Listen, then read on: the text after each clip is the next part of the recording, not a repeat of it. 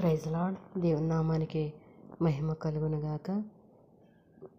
దేవుని నామములో మీ అందరికీ వందనాలు. దేవుడి సమయంలో మనతో మాట్లాడుతున్నాడు. ప్రార్థించడాన్ని కొనసాగించు, అయితే దేవుని జవాబులు నీ ప్రార్థన కన్నా జ్ఞానయుక్తమైనందుకు కృతజ్ఞతలు చెల్లించు కదా.